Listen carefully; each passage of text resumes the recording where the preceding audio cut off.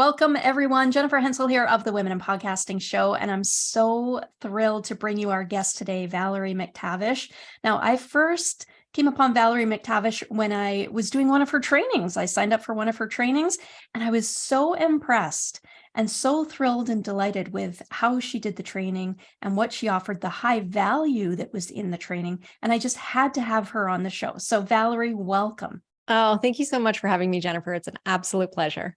And we've connected and we've been collaborating a little bit since then. I can tell you that Valerie walks her talk and really knows her stuff. So today we're going to be talking about conquering the confidence gap so you can show up for your business. Now, this is something that every podcaster needs, every speaker needs, everybody who's live streaming, any kind of presentation of yourself, personal branding.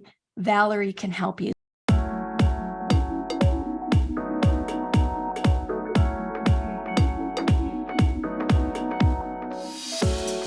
Welcome to the Women in Podcasting Show. Enjoy inspiring stories, interesting interviews, and powerful strategies from women around the world. Jennifer Hensel spotlights today's top podcasters, new podcasters, and expert guests. Get tips for leveling up your life, gaining visibility, growing your business, monetizing your podcast, and so much more. We invite you to support women in finding their voice and sharing their passion. It's all about women empowering women. So Valerie, tell us how you got going. What brought you to this expertise? So I actually started in video way back in the 90s when I started my career, and I had all the audacity of my youth to demand to be given opportunities and just kind of put myself out there without any thinking twice about it. Didn't think twice about it. And it wasn't until I was faced with, I was in a mastermind group. I was sharing my idea for my business with this mastermind group. And they pointed out to me the most obvious thing, which was that my business had nothing to do with my expertise. It had nothing to do with video, it had nothing to do with communication or radio or media or anything. And they wanted to know why. And I just really was so upset that they were pigeonholing me. At least that's what my little brain told me, right? Because we protect ourselves. And so I thought they were pigeonholing me, and I was really upset about it. And there were tears, and I couldn't really grasp why this was so hard for me. And it dawned on me. Even though I had jumped in and filled in for hosts and done live television, I'd done live radio hosted talk shows where nobody was calling in and I just had to fill the time. I'd done all of that. But when it came to showing up for myself on camera, talking about my business, I was terrified. I was so afraid of the judgment. I was so afraid of what people would think of me putting myself out there.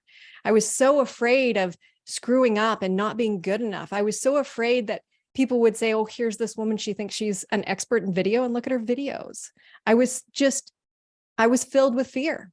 And I didn't even realize that that's what was stopping me. And so in that moment, that sort of like light bulb moment, I realized, okay, that's the truth of it. Now that you're facing it, what are you going to do about it? And if you're this scared, if I have this much terror when I know how to do videos, I know how to get on camera, I know how to use the equipment, I know how to write scripts, I know all of the other stuff. I'd been writing video strategies for other companies for years. And I'm terrified. How hard is it for other entrepreneurs? How hard is it for other female entrepreneurs? And that was it. That was like, no more hiding, no more playing. I need to show up. I need to show up for these women, because I have enough information to help them get past it. And that's when I started to really work on, what does it take to get over the confidence gap? What does it take to set your mindset so that you can show up for your business? Oh, that's amazing. That's amazing. I mean, so many of us have encountered this. And so the fact that you're helping people with this is so timely too now, especially with so many more people who have moved online, right? So even, I've done a lot of offline speaking. Moving that to video took me so long. I put it off for years, like you're saying, and I did it for other companies that I worked for and all this kind of stuff. And then finally I went full time for my own business in 2012. And, my progress in that one area, every other area excelled. But, just the smallest little steps at a time. And so then that's what you call the confidence gap. Yeah. So the And confidence gap, it's not just on video, right? The confidence gap exists across the board. So you've probably heard of the wage gap, right? We hear about this when not entrepreneurs necessarily, although it does exist with entrepreneurs, but more in the workforce where men and women don't make the same amount, right? That's the wage gap. Well, there's also a confidence gap. There's this disparity between the level of confidence of men and the level of confidence of women. And it's been going on it's been building since we were kids. And it exists because of sexism, double standards, misogyny, gender stereotypes, right? It exists also because of the way that women treat each other, that we've learned to treat each other, where we compare ourselves, where we judge each other, where we give value for things that don't really relate to what someone's worth is. And so not only does the confidence gap exist, we sometimes make it deeper. And a lot of us completely ignore it, either because we want to believe that it's not there and we're, super women and we can conquer anything. And sometimes because we're so entrenched in it, we can't see that we're in it. Right. And so this is something that I started to really understand as I was looking into what was happening for me. Why could I be confident when I was showing up for a business, when I had a role to play on air, but I couldn't show up for myself? And it was because that confidence gap existed. It was because the confidence gap had taught me that the thought process was, if I show up claiming to have a business, if I show up saying I know all of these things, if I show up being this person who has something to offer, the world is going to think I'm full of myself. The world is going to think that I have an ego. And my entire life, I've been told to be humble. My entire life, I've been told good girls don't brag, right? Nobody wants to date a know-it-all, right? The bimbos always get the guy. So this is the conditioning, whether we agreed with it or not, it was there, it existed, it is deeply ingrained into our thought process. And so often we don't even realize it's what's stopping us. yeah. So what is the first step for conquering the confidence gap? We just did it. The first step is understanding it's there, acknowledging it, right? Literally, when we know it exists, we can see it, we can understand it, we can start to plan to navigate it. There's so much shame around feeling like you can't do it, right? Like, I wish I was more confident. And you feel like it's something wrong with you. Now, it's not something wrong with you. It's something you were taught, which means you can unteach yourself, right? You were conditioned this way. You can uncondition yourself. So step one is, hey, learning that it's real and remembering it exists. So that when those confidence challenges come up and those fears come up, we can literally go, wait a minute. Is this a real fear or is this the confidence gap? So what else can we do to build confidence on camera? So one of the key things with building confidence on camera is through clarity. Because when we're really clear about our strategy on camera, when we're really clear about why we're showing up on video, it makes it a lot easier to show up, right? When you don't know what you're doing, you don't know if it's going to work, you don't know who's watching, it's a little bit harder to show up. So this is why I say clarity breeds confidence. You want to make sure that you know, first of all, what you expect your videos to do for your business. What is the intention of those videos? Why are you creating videos? Right? You want to know who you're creating those videos for so that you can customize those videos and you can speak directly to your ideal client. You can show up exactly where they're watching videos. So you need to know who you're talking to. You need to understand that problem from their perspective. The problem you solve with your business is something you need to understand on a deep level so that your videos cut through. You also really want to know where those videos are going to play, how long they need to be. This is all based on how your ideal customer is consuming video, so that you can be creating the right kinds of video and putting them in the right places for those videos to resonate. And then the last piece is to have that strategy, that structure, to be consistent, right? Creating that content calendar and having that consistent message, so that when people are getting to know you, they're getting to know the part of you, the whole you, that is related to how you solve their problem, how you can help them. So as entrepreneurs, we need to be really clear about what our core message is and create videos that are consistent with that core message. I just noticed your sign behind you. Haha. Breeds confidence. Clarity breeds confidence. I love that. So yeah, and you are so confident and natural on camera. I can't even imagine you not being confident like that. So, but what do you do when your confidence falters, or, something unexpected happens? Do you have any tips around that? And it does happen. It still happens. Sometimes I get that pit in my stomach. I don't want to do it, right?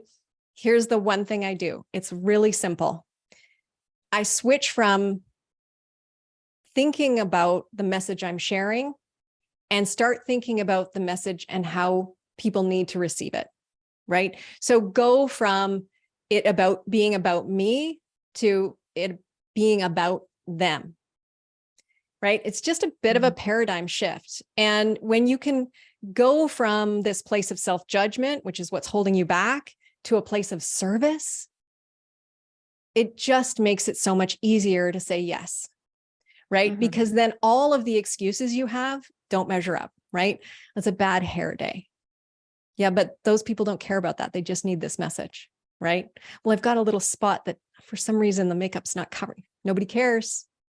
You're here to help. You're not here to show up and be perfect. And so every single time that I feel that resistance, that I feel that lack of confidence coming up, I just go, okay, remember the people who you are here to help. And if that fails, then I have this one little trick that helps me trip over and remember who I'm here to serve. And it's a little something I call my kudos collection.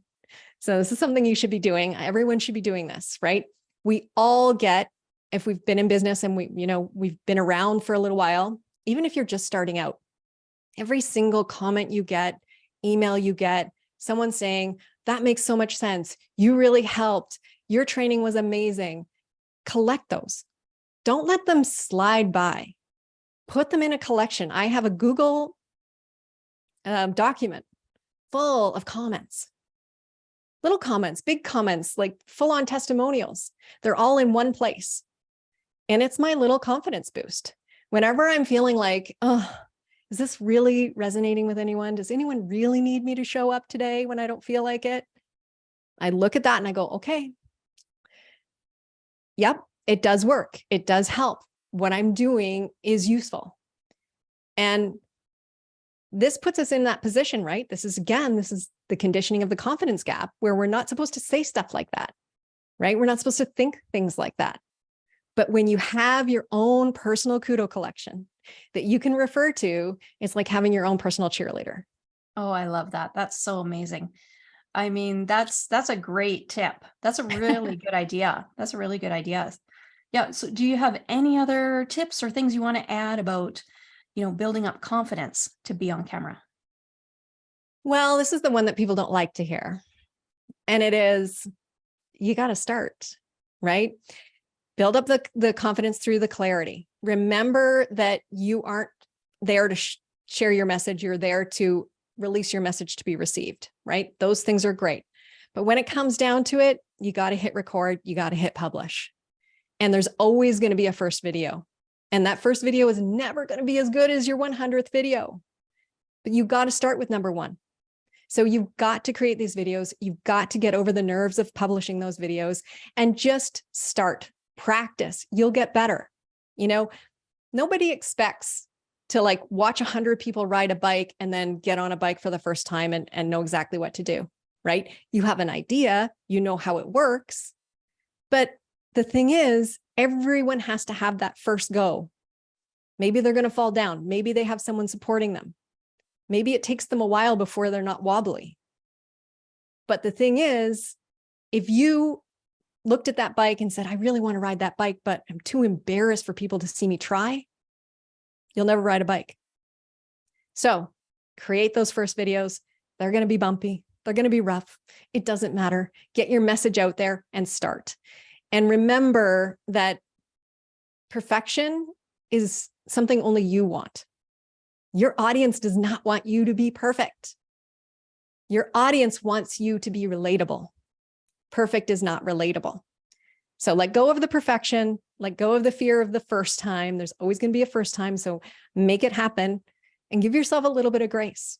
That's really encouraging. I mean, you know, there's a lot of learning that happens in taking that leap too. And so absolutely. I mean, this is such an important part. I don't want to skip by it, because until you do jump out there, until you put your videos out there, you're never going to learn what it is that your audience wants from you.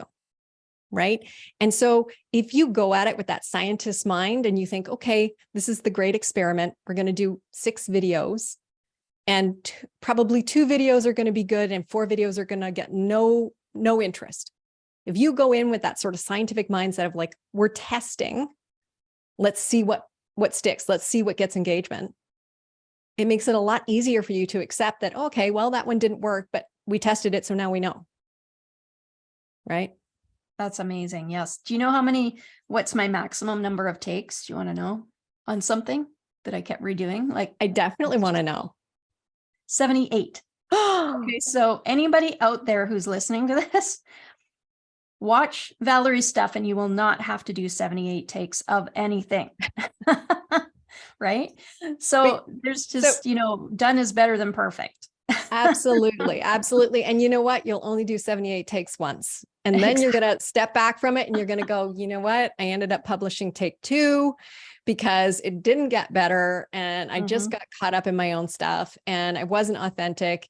And then you realize like, it's just not worth the takes. It's really not worth it. So true. So true. So Valerie, tell people how they can connect with you and, get access to some of your amazing stuff. Yeah. So the best way to connect with me is through my website, ValerieMcTavish.com. Simple as that. But what I like to do, because I'm so passionate about helping female entrepreneurs get on their path to video confidence, is I do offer a free 30-minute video marketing mapping session. So this is where I actually walk you through the 9 steps of getting the clarity that you need to be confident and consistent with your videos. So we will go through that in that 30 minutes, and we'll talk a little bit about where you need to focus now based on where you are in your business, right? If you're starting out, it's a different video strategy than if you're at the point where you're scaling your business, right? So we're going to talk a little bit about that. We'll get really clear, get you out of the comparisоnism, right? Get you out of the point where you're like, well, everyone's on TikTok, so I should be on TikTok, or everyone's doing LinkedIn now, so I should be on LinkedIn, or I should start a YouTube. No, your strategy needs to be custom, because how you connect with your audience is custom. Right? How you serve is custom. So that's what we do in the 30-minute session. And at that point, we can talk also whether or not working together is going to be beneficial at this time. Because I do have a program. It's a 6-month program. It's a 90-day course, which is walking you through. I personally connect with you and coach you through creating your video strategy, getting confident on camera, and making sure you stay consistent. There's a group coaching, amazing group of female entrepreneurs that get together once a week, and we keep each other accountable. And the program includes one-on-one coaching. So 15 minutes a week with me one-on-one to make sure you're staying on track with your video strategy and with showing up for your business. So that program it's a 90-day course plus the additional coaching, and it lasts for 6 months. And you can learn about that either by booking a free call with me or by checking out my website. Wow, what a huge value. So we'll have all those links in the Women in Podcasting show notes at womeninpodcasting.show. So thank you so much for being here today, Valerie. I really appreciate it. It's my pleasure. I could talk confidence all day long. So thanks for letting me do it on your show. Bye for now. Bye-bye.